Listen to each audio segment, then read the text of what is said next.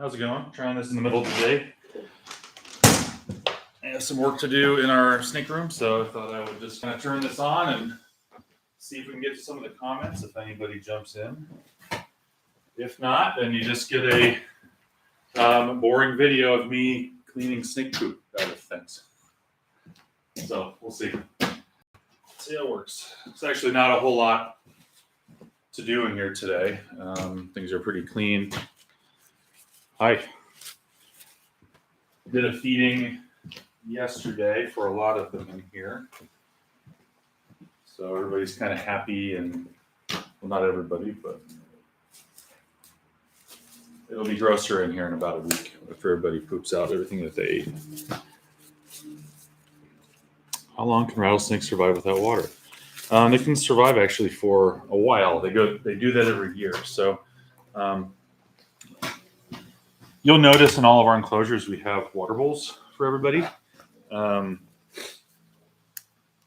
They don't necessarily need it all the time. Like if it goes empty, if it dries, when I have the fans on and everything, I don't worry about it too much, just because on the wild for a long time each year they don't have any water at all. So I don't know how long exactly they could go without water, but I can say that each year they go for a period of several months when it's incredibly hot outside without any water. So they're pretty good at conserving it. And actually in enclosures like this, in enclosed spaces, some of these desert species seem to not do, they can do poorly if they're too wet. I think I've seen a lot of speckled rattlesnakes people put in there and they're treating it like, default reptile you might get somewhere when they really need dry environments, or else they're going to end up, respiratory infections and stuff. So, oh, good. Thanks for following us, Sedona. We got a lot more to do. Things have been blowing up lately. We're excited. We just rounded 90,000 subs the other day, and it was interesting watching that, considering we were at 6,000 about a year ago. Why don't the coiled rattlesnakes strike at the tongs as they get closer to grab the snake? That might be in the comments that I'm addressing today. The biggest reason is the snakes they're recognizing us as the holder of those tongs, as the source of the thing that's attacking them from their perspective. So if we're using the tool and holding them correctly, using the right amount of force and not hurting them, then from their perspective, again, the thing that is the danger is us. So they're focused on us. There is some aspect to it probably that we're warm and the tongs are not, but they can certainly strike the tongs. And we see that happen a lot with, like the fire department will grab them and just squeeze the hell out of them, and they're striking the tongs like crazy.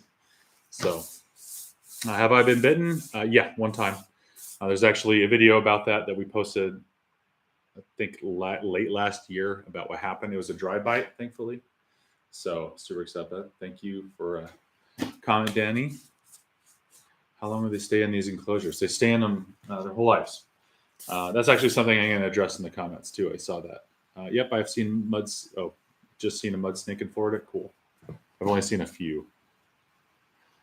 Jeff is not related to me. He's just a friend of mine. We get that a lot. People think he's my little brother or something.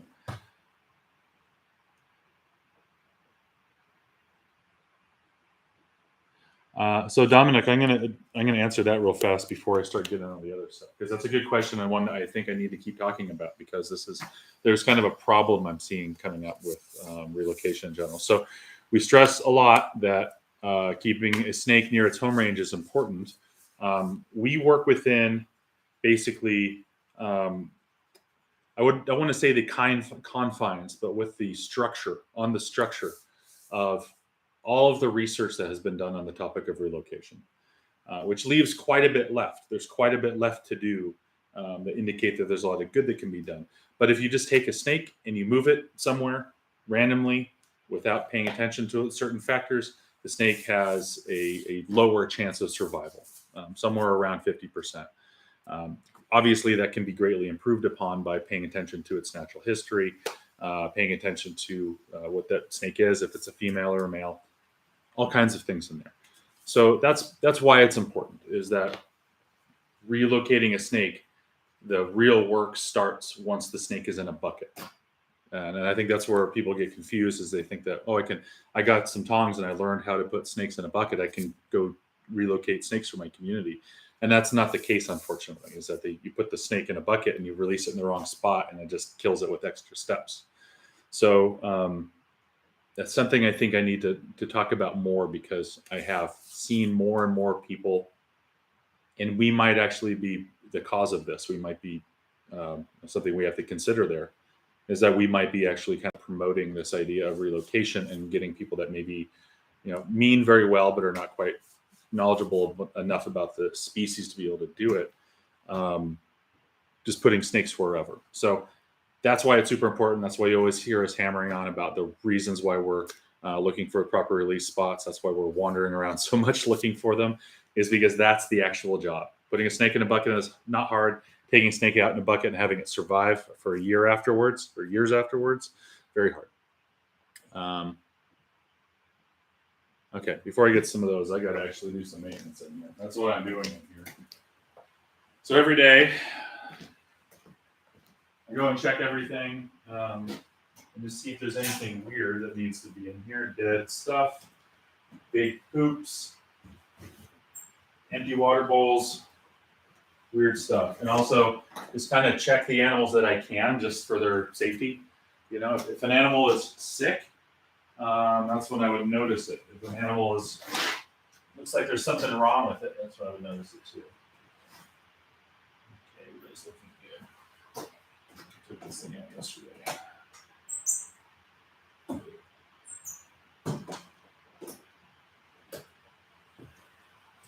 So I did put a bunch of mice in here yesterday. I'll give them 24 hours with it. And if somebody doesn't eat it, I will take it out. At that point, I will either feed it to something else or discard of it. Depending, I don't want to be eating stuff that's rotten. Sometimes they just need time with it too. That's something that, there's lots of snakes that have a really good feed response. You can put it in there on the forceps and they'll take it right from them. There's others, like our original rattlesnakes. They are super shy. They don't like eating with me there. I have to kind of sneak it in there and then leave, or else it just doesn't do anything. Okay.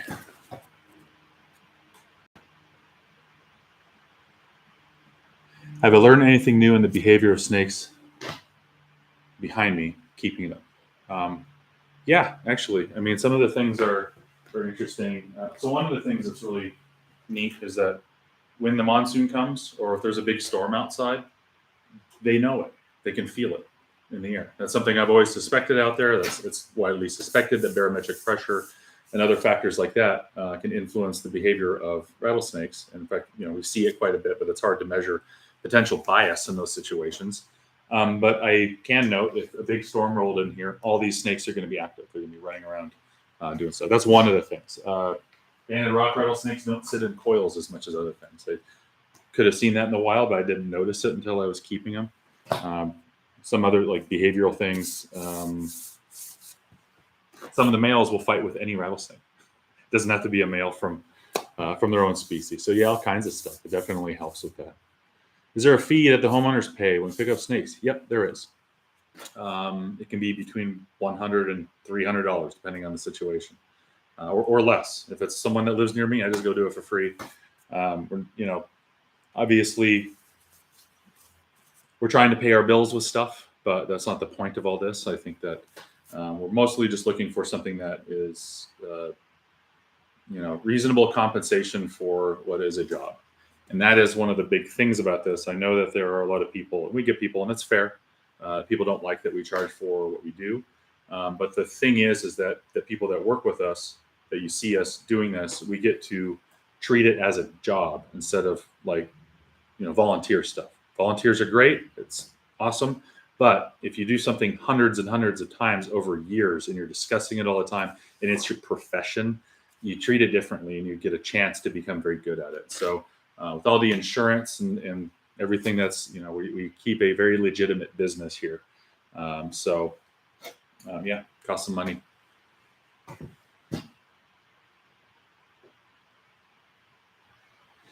Do snakes have a preferred meal? Oh, I missed some. Hang on. I'm not going to do it for too long. I think I'm going to kick off around. Well, let's see how long we go here. I have some comments that I want to address too.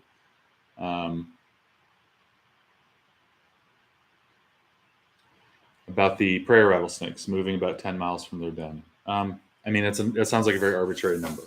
That sounds too big, honestly. In some places where prairie rattlesnakes live, depending on where it is, they might have actually very small home ranges if everything around it is pretty similar. Just a plain situation where you have prairie dog dens and grassland, they actually have very small home ranges. So they might travel for 10 miles, but I would say that's probably arbitrary and excessive.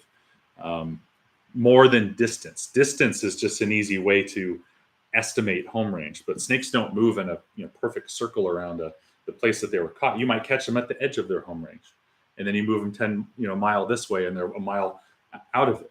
So that's why it's important is whenever one is caught, we have to pull up a map and look at the features in the area and use our experience and other information about how animals are distributed within those features to make a best determination of what we think its home range is. I'm sure we're wrong sometimes, but that's the best we can do. All right, so I got some poop I got to clean. I saw some over here. When we do this, it's typically not exciting. It shouldn't be exciting. If it's overly exciting, that just means that something's going wrong. You're not going to see us like free handling anything, in strike range of anything. The reason for that is that, there's a reason if people are free handling their venomous snakes, there are predictable endings to the way that works out. I'm 44. It's very safe. I don't have any part of my personality that needs that kind of dumb stuff to feel good about myself. And also, I want to keep doing this successfully in the same way that I have. So I'm not looking to get hurt. Getting hurt is very much optional in many cases. I have a sidewinder here. There are 2 of them in here. So if my hand is going in the enclosure at all the snakes come out. There are no snakes that stay in the enclosure. Even if they're sleeping in the back corner. Even if they're sleeping in the far back corner, no hands go in. That's it. One of the situations where I've seen relatively commonly for what it is, people bitten while just doing maintenance in their enclosures, is when they see the snake in the back corner. Oh, it's sleeping. I can just sneak in there and change the water really fast. And then the snake strikes further than they think it could. And then they learn how far that snake strike in a predatory sense. So rather than just be subjective and try to guess that every time, and play those games, they just don't do it. So there's a lot of things in here that are based on the simple math of every time an enclosure is opened, there is a possibility of injury. So by just doing things that reduce the number of times a cage needs to be opened, then you can make it safer. Loud sounds, hang on.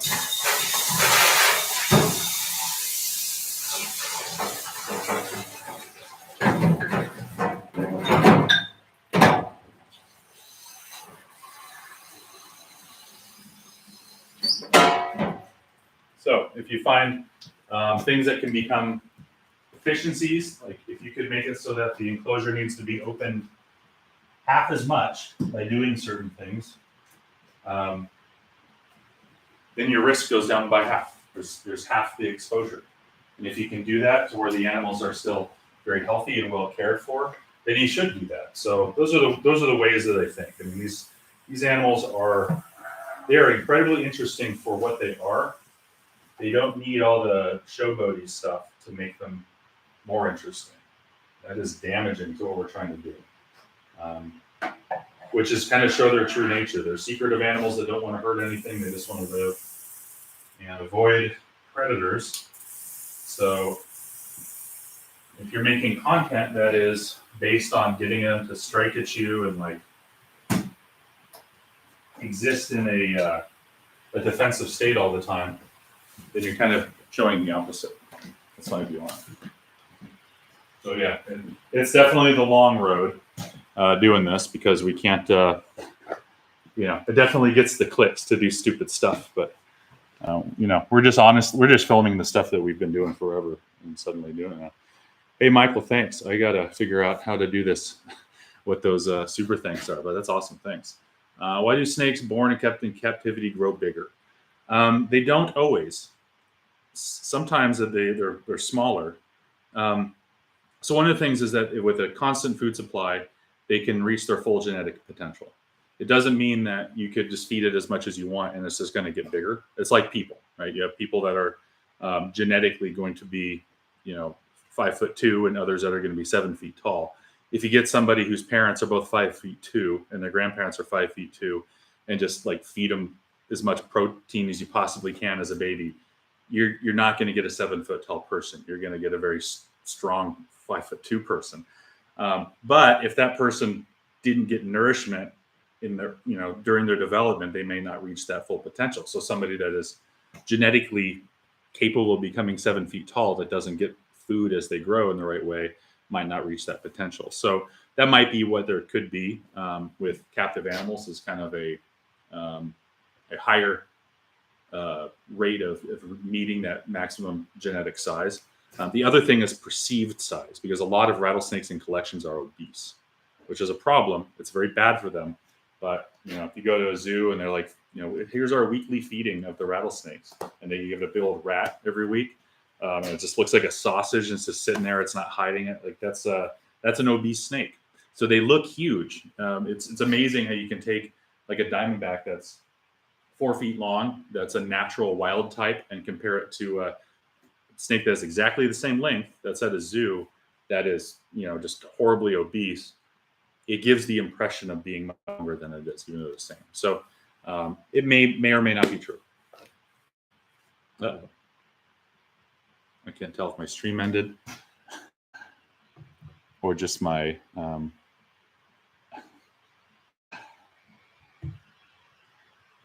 TV. Let me see what's happening here. Okay. Oh, it was just the TV. All right, that's good. I got to fix something. What I got going on in here is I mounted a TV in here, because if I'm doing things, I can't really like see the comments or anything. So yeah, I have it set up here so I can mirror it to the TV. In theory,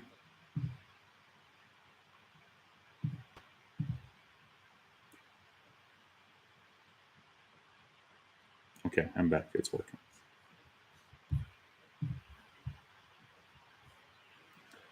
And then it stopped. Technology's cool. Okay. Maybe I'll do it without the TV if that's not wanting to work for whatever reason.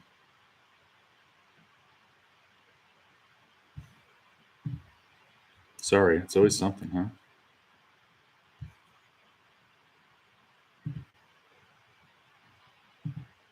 I'm going to try one thing real fast, just because it makes it easier to do this. You can keep throwing questions in there in the meantime. I'm just going to see if I'm connected to the right network. I'm not. There we go. So the problem in here is I work in a big metal building. It's basically a Faraday cage. So the Wi-Fi that I use in here is a completely different one than in my house, which is maybe 100 yards away. Not quite that far, I guess. But every time I open the door or something, my networks get confused. So something happened, the wind blew or something like that, and it said, "Hey, you're in the house, aren't you?" And I'm not. So those are things I'll have to figure out how to deal with here. If not, it's fine. I can just come over here and read off the screen if I need to, even if it's a little annoying. Hey, I got it working though, so no need. All right, let me check this out. Do I keep any non-venomous? Yeah, I got some. I have a Arizona Mountain King snake in here. Let me show you one of my favorite non-venomous. Not a rattlesnake, so you heard it door open, so you'll see me hold it. This is a Mexican hognose snake. Good sized one. She's dramatic. That's how hognose are. This is a wild one. The one that this came from, we wish we wouldn't have taken it. We were doing a big construction job. We were doing snake mitigation on there. And she kept showing up in the roadways next to all the trucks, eating tadpoles in the puddles from the dust control water. And I kept moving her off the road, and then she would just show back up on the road again. So after doing that several times, I took her away from there after I watched a truck straddle her again, and I was going to hold her temporarily, and then the contract ended, and we no longer had access to the area to release it. So we have a big hognose snake. We have some more like that too. We're probably going to get some others as well because there's some educational value in things that are like, we need to get a night snake. We need to get a California king snake, things like that. We're going to be kind of expanding our program and doing more school type stuff. All right, what's the biggest rattlesnake I have, and do I keep any other vipers?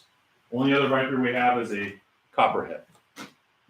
It's still from North America, not a rattlesnake. The largest rattlesnake we have is going to be, I'll have to show them at some point. We have a couple of Western Diamondbacks over here that are about 4.5 feet long. They're very large.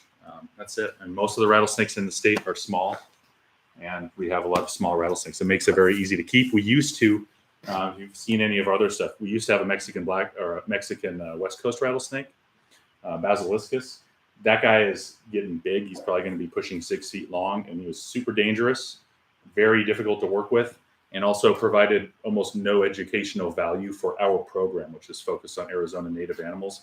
So we donated him to a zoo. There was no need to have him in that danger here. So yeah, if you're moving to southern Arizona, Tempo, that's an awesome place. I go down there all the time to look for stuff.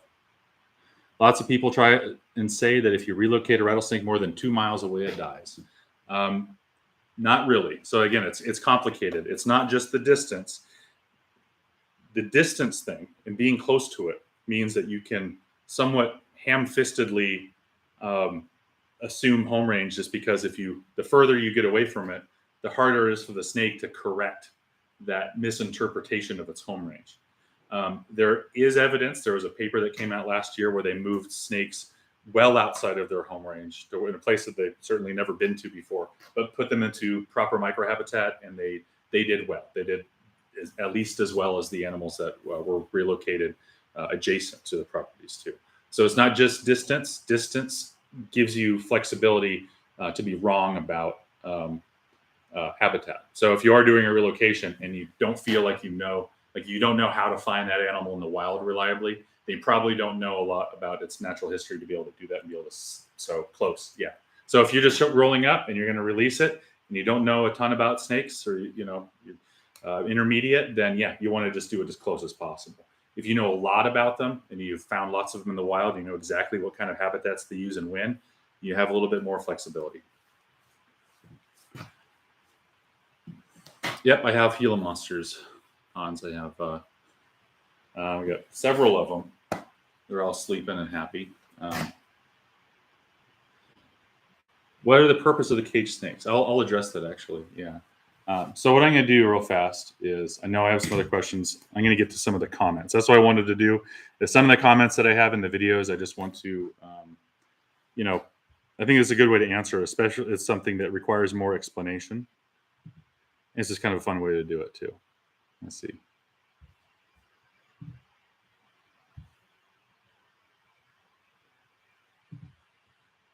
It may not actually be showing.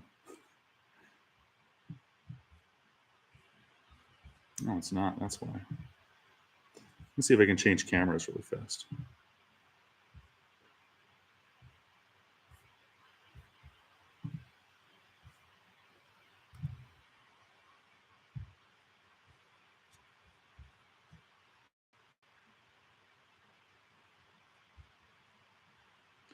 Sorry, guys. I know this is it's laborious watching me try to do do stuff, change my stuff on the fly. But I will get better at this. It's just, take some time.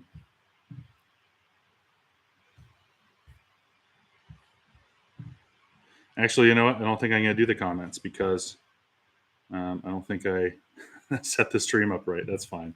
I have an OBS thing on here so I can see the comments on the screen at the same time. So I'll do them another time. I only have like 5 or 6 of them. I'll just answer some questions and do this. This is great. We got some good questions, so I'll get to those later. So I will address them. Why do we have snakes in cages? These are for education purposes. It's one of the things is that we'll pack all these up in display boxes, take them to a place. We give presentations on snakes. I just gave one the other day where I went to talk to a community that's worried about snakes and coyotes and their properties, to give them some information and let them see a rattlesnake up close, maybe for the first time without fear. That's a lot of the work we do. We're not doing a lot of the natural history work. There's a lot of people that do that work really well. We have a lot of interface time with people that hate snakes. So that seems like that's something we'd want to avoid, but those are the people we got to talk to. Those are the places we got to go to. So we give presentations to homeowners associations and horse riding groups and places that they may even think that I'm showing up to give a presentation on how to kill snakes. And by the end of it, they maybe feel something very different. But there is no replacement for seeing a live animal. I wish a picture could do the same. It doesn't. It just doesn't. So if it sees a live animal, can actually feel something about it, or a photo might not. A lot of these animals too, these are not ones that we just plucked from the wild. Almost all of them can't go back to the wild. These are animals that were hit by cars. We don't know where they came from. They were poached and surrendered. They were bred for this purpose, part of conservation projects, things like that. So they're in cages. It'd be awesome. It'd be great if they were outside, but they're doing important work to help. Basically taking one for the team, to keep other snakes alive by being tools to educate people. They're ambassadors, is the word that I've seen. How does cage size affect how big the snake can grow? It does not. Food does, but they're not. I don't even think that's true of goldfish either. Like the thing that's said a lot. I mean, snakes will grow as big as they can get. I've seen, unfortunately, really big snakes that people have kept their entire life in like a 10-gallon aquarium without a hide or anything. We get called to those things sometimes. So they get bigger. I mean, that's why a lot of these are not large enclosures. We don't have a lot of large snakes. We have some larger enclosures. Our Gila monsters are much larger ones. So we pay attention to that. We make sure that they're all at least as long as the snake, so it can fully stretch out. All right. There are 2 types of snakes that can take on a rattlesnake. Can I reiterate, please? Yeah. So there's actually a lot of snakes that eat rattlesnakes. Groups of snakes. So all the king snakes can eat them. Not all of them do. Like the mountain king snakes, they eat them from time to time, but they're not necessarily or primarily snake eaters. But California king snake, desert king snakes, they eat rattlesnakes primarily, even in some areas. And coach whips just kind of do whatever they want. They'll eat them, as well as racers. So all the Masticophis and Coluber will take rattlesnakes on occasion as well. Elsewhere in the country, there's indigo snakes that'll eat them. Coral snakes will eat them. And there's a lot of other stuff that eats them too, I'm sure. On occasion, very, very rarely, there's some records of a gopher snake eating some neonates in some place. But it's snake eating is hard for other snakes because they are venomous, and some of them, like king snake, have a lot of resistance to it. But there's others that aren't. Like the coach whip is not immune to rattlesnake venom. They just kind of go for it. So it's complicated. I bet there's probably even cannibals out there. I would not be surprised if I saw a sidewinder eating another sidewinder someday. I know that's happened with Mexican lance-headed rattlesnakes with babies that didn't survive. So there's a lot of stuff. As far as toxicity goes, where does the Massasauga rattlesnake fit in? Pretty toxic, but not necessarily deadly. Nothing notable about it. I don't know a lot about their venom composition, but there's nothing that I would say stands out as something that would be particularly dangerous. The thing about Massasaugas is they're pretty small. The one person that I know that was bitten by one did just fine. and this was in Pennsylvania, where they didn't really even have good protocol for that situation. But I would treat it the same as I would any other rattlesnake. We have a Massasauga. It's a little guy, a little girl. And she's got a really good feed response. Anytime I go over there on feeding day, she's like at the glass, give me food. So, it goes through my mind. Do I have a pygmy rattlesnake? I do not. That Massasauga is the only representative of the Cistrurus genus that I have. I'm checking my phone too, just because I am on the line also. So I got to pay attention, because if I got to go, I got to go. Slow day today. It's May. It happens. Slow, windy, cool day today. Not a lot of stuff. What non-venomous snake is the most often confused as being a venomous snake? Gopher snake. Let me get mine. She is a handful sometimes.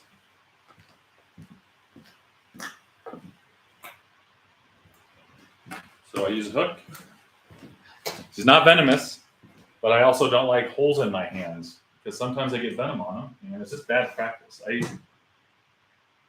I don't know. If you were a gardener or something and you took precautions so that you didn't get holes in your hands all the time, I don't think you would get made fun of by the greater gardening community. But there is something about that with snakes, which is bizarre to me. It just kind of shows how much of it is in the wrong, being into it for the wrong things. Okay. This is our big gopher snake. We got her from Game and Fish. She was taken from somebody that I think was going to jail. So we got her, and she's our education animal now. So this generalist pattern. Okay, so imagine that you bought a house in Scottsdale, and you moved here from Canada or something, or moved from New Jersey, and your realtor didn't mention anything about snakes at all. And suddenly this thing's in your yard, and you got a 5-foot long, big beefy snake in your yard, and it is hissing, and it's rattling its tail, and its tail looks like this. It's got those bands on there like that. It looks a lot like a rattlesnake. It's making a lot of sounds. It's coiled up. It's striking at the dog.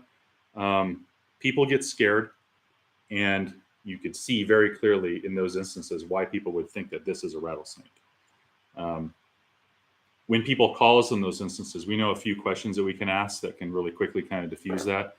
Because what you don't want to do is, if somebody's really scared, to sit there and start to seem like you're doubting what they're seeing, but you also have to kind of explore that. So these guys, when they're in a defensive state, they'll often open their mouth. They'll show the inside of their mouth and hiss with their mouth open. Or rattlesnakes don't do that. So if they say they're doing that, it's usually a gopher snake. But the other thing is that sometimes your brain does things too. So somebody will say that a rattlesnake is doing something that it's not, just because they're perceiving it to be. This snake is a real good one.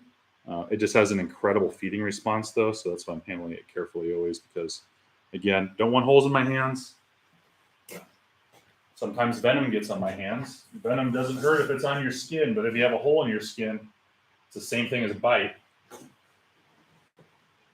I'm also just kind of used to that from time out of country, too. If you're going to a jungle and you catch a non-venomous snake and it bites your hands on the first day of a 2-week trip camping in a jungle, those little holes can be just as dangerous as venom. You're going to get infections for sure, and there's weird stuff. So, yeah, no need for holes in hands.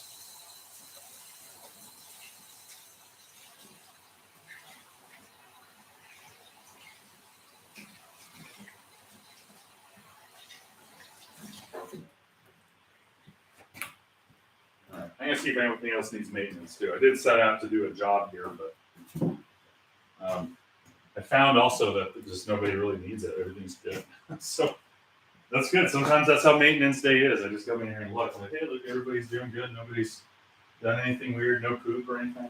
So some days I come in and maintenance is 2 minutes, and some days I look and somebody's throwing up a rat and then sat on it, and they're gross and problems. I usually don't do big mass feedings. I did yesterday.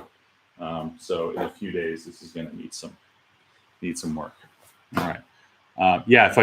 To finish your question, Sedona, if we did get a king snake and a rattlesnake at a call, we would not put them in the same bucket. That's how you end up with one snake.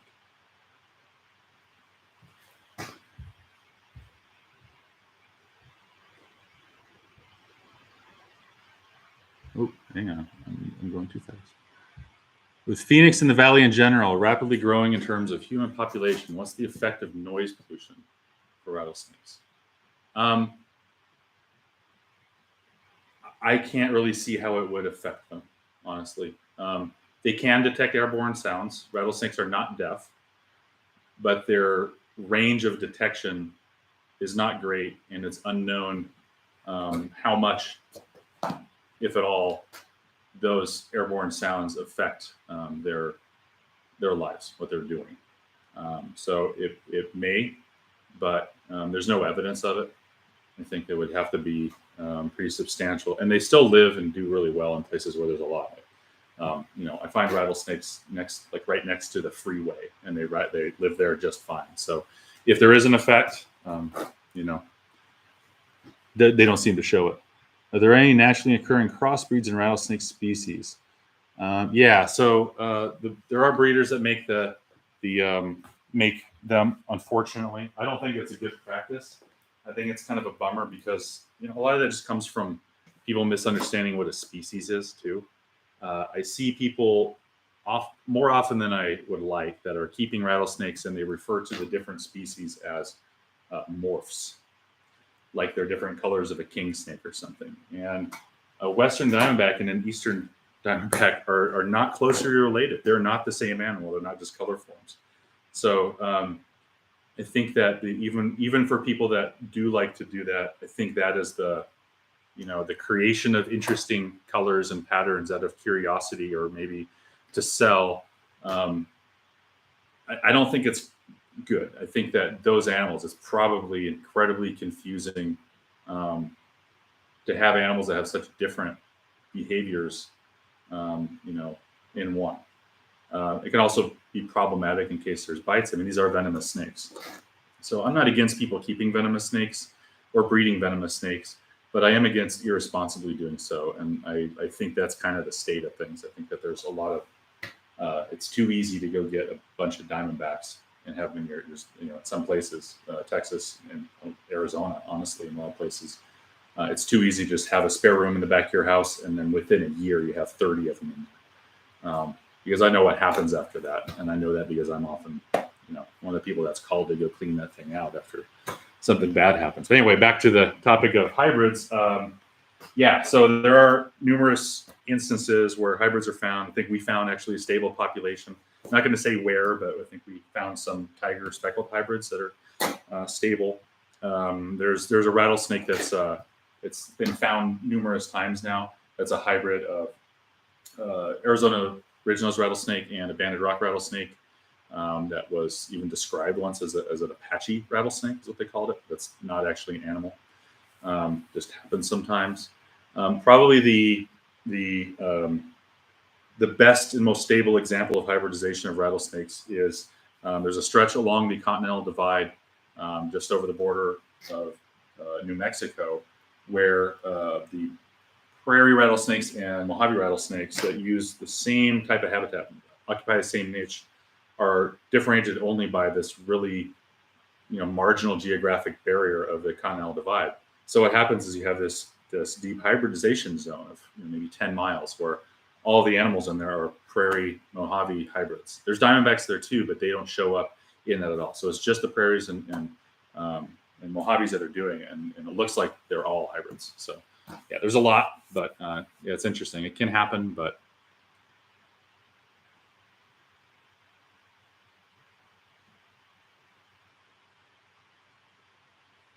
I think I missed something. Some scroll. Hang on. Do we have cottonmouths here? We do not. I'm hoping that never is the case. If that does happen, if some boat brought one to Yuma or something like that, it could happen.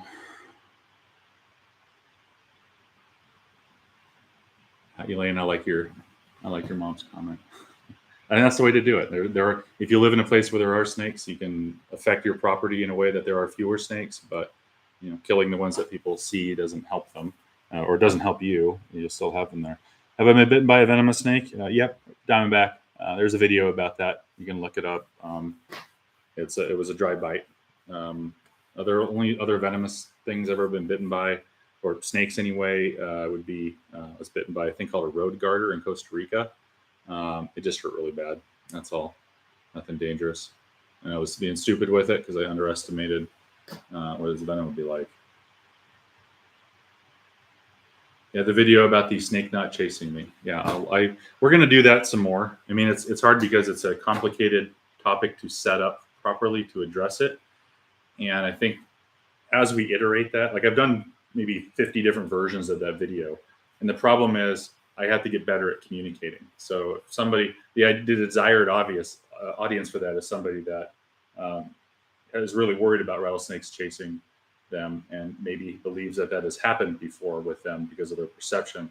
The full version of that is, a bunch of talk about the way your brain works, the way your brain works under stress, the way your memories work, and they record you're remembering the altered version of your perception and how it changes over time, and that how it can explain why you remember things you don't see, and then the snakes. There's a long version of that, and I gotta wrap it up in 20 seconds. So I think we're just throwing different things out there to see which things might resonate. So you probably saw some aspect of it. In fact, we probably should do a video. I'd really love to, if anybody, if you are one, or if anybody knows anybody that's a neuroscientist, I would love to do some kind of like an interview style video where we can talk about some of these things. Because those aspects, like the fear aspect, the social benefit aspect, the cultural aspects, how memories work, and all that is the key to all this. The snakes are just kind of victims of all of it, but like our reactions to them is where all the dangers at. So I think it's pretty interesting. What's the largest rattlesnake I've ever seen? Yeah, there are some big ones in Texas. South Texas has large diamondbacks that get up to 6 feet long. I've seen some really large eastern diamondbacks in Georgia and Florida. Yeah, I think the biggest one I've ever seen was a neotropical rattlesnake in Costa Rica that was about 6 feet long. Yeah, and the neotropicals can be really big. So I'm going somewhere this summer. I'm hoping to see some more of those. How do snakes get water in dry climates? If they're far from a waterway, if there's a drought-prone area. So estivation, AE, estivation, is it's similar. Think of the way you think about hibernation, but it's in the summer when it's hot. So they just go hide. If there's no water, they go get as cool as they can and rest and lower their metabolic usage of water and weight. There's another thing they can do. Their skin is hydrophobic. It has a waxy surface that repels water and a keel, those little ridges on their scales. So you might not think that hydrophobic surfaces repel water, but what it does do is water beads and sticks to it. So think of like wax paper. If you have wax paper and you put some water on it, sprayed some water on there, what's going to do is going to bead up and pool and stuff. So it beads up and pools and sits on their keels, and then they can drink it. So they can get a lot of water with just the lightest of misting. Even just, a heavily like humid day, if it's foggy, they can go out and sit in it and gather drinkable water on their scales and drink it. So they have some methods of doing that. But we see that a lot every year. Are they on a feed schedule, or how often we work out? They're not on a feed schedule. We just look at their body conditions, and I try to keep it like a wild snake. If they're getting too big, I'll space it out. I also opt towards larger prey less often. Again, I'm trying to emulate wild situations. Doing so is also safer for me and the snakes. Like what I was saying earlier about every time you open the cage, you risk an exposure. Well, if you feed them half as often, but they're just as healthy, then you risk you lessen your exposure. And a lot of the times that snakes die in captivity, it's due to things that happen in feeding, or they eat substrate. It's a bad mouse. Something happens there. That's one of the ways they can die. So there's a lot of benefits to less feeding, larger meals, keeping in line with their natural habitat or their natural usage. So typically in here, things will eat about every 5 weeks. You have these stickers on the back here, those little dates. I need to update those because I haven't today yet, but those are whenever the last time something ate is. So that's how I can keep track of it. Sometimes I don't keep anything on there. If it's a trouble feeder, I'll really be paying attention to it. But if it's like, my prairie rattlesnake that will, he'd eat a You'd eat a shoe if you threw it in there. I don't worry about it as much. I just look at his condition. I know he's going to eat. He's good. What do you call my haircut? I don't know. For midlife crisis edition 40. I don't know. Actually, what I tell the guy is, hey, I'm going to be going into the field most of the time for the next little bit. Like my schedule right now is so not like you get up and you're just hiking and doing stuff. Like, give me something that I can wear a hat, and if I don't get a chance to look at myself in a mirror for 2 weeks, I don't look like a lunatic. No one calls the cops. So there you go. Can an animal die if it eats another animal bitten by a rattlesnake? No. The protein is a protein that can be digested. I mean, you could get some weird situation of a fang breaks off in there and pokes this. Probably not. It's very unlikely.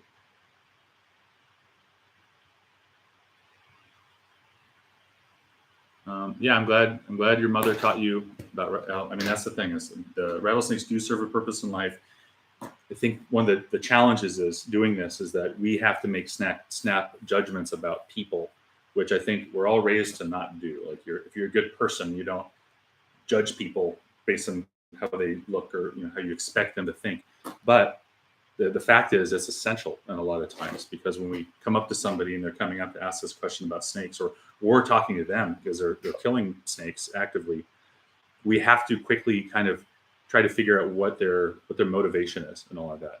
And understanding that snakes are, they're essential things, we have to very quickly determine whether somebody cares about that or not, because that changes how you're going to talk to somebody. There are people that have kind of a worldview that it's humans here, everything that's out there is just here for our benefit, for entertainment, whatever we want to do with it, and that's fine. And unless there's a really direct benefit to us that's immediate, they're useless. They're just a waste. So you have to be able to talk to that person versus somebody that understands that there's a lot of animals here, and these are complex systems too. So so that's I think that's great. I think more parents should teach that. It's not only the truth; it creates safer people.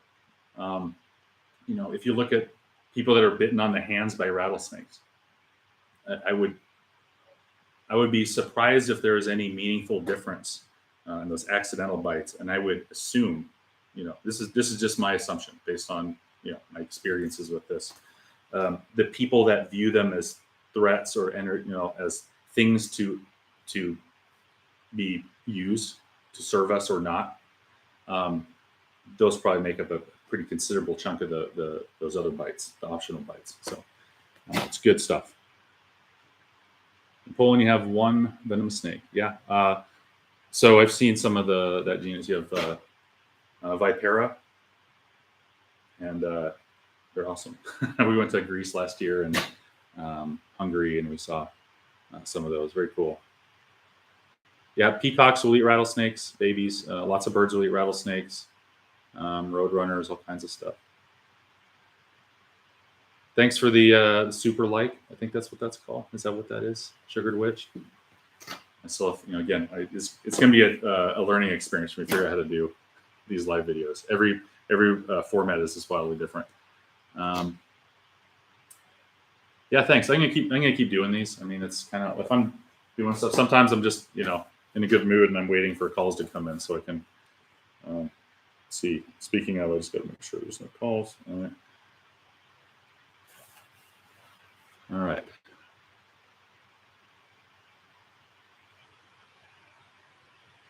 Yeah, Hans about mice carrying hantavirus. So here's a thing that no matter how somebody feels about rattlesnakes, this is a fact, and it relates to a lot of people, especially in the East Coast.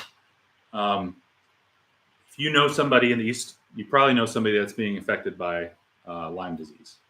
Lyme disease and its explosion in the East, decades ago now, has been tied to the intentional extirpation of timber rattlesnakes. They used to offer bounties, and they tried to kill all of the timber rattlesnakes.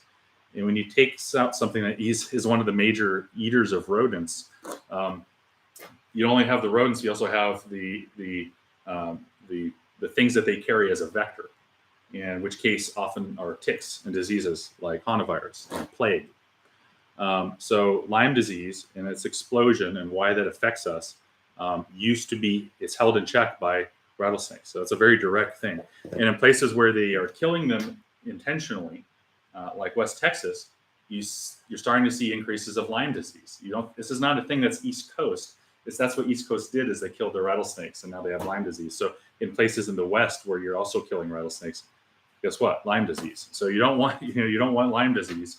And that's something that affects people way more than rattlesnakes did. So I think the last person that was killed by a timber rattlesnake in, I think it was Massachusetts, where they had that boundary.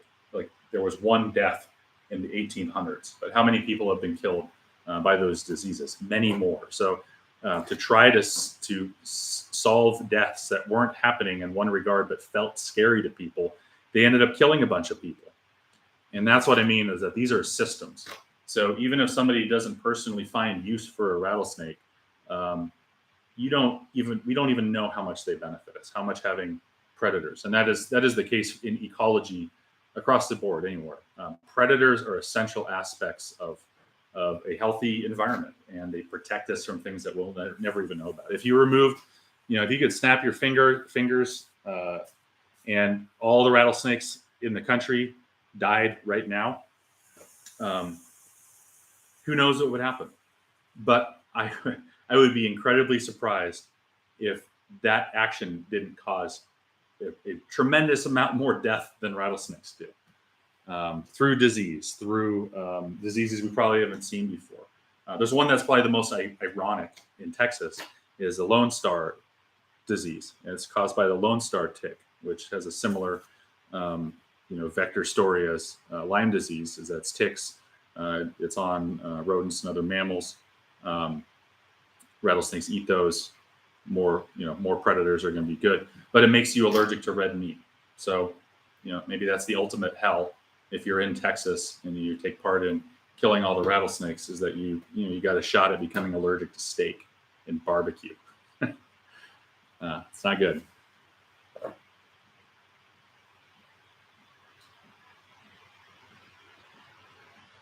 How many times have I been bitten? Okay, once by one rattlesnake, dry bite. And there's a video on our channel where I explained the whole thing and it was a dry bite, thankfully. So I'm good. But yeah, we don't take any chances. You don't see us doing dumb stuff.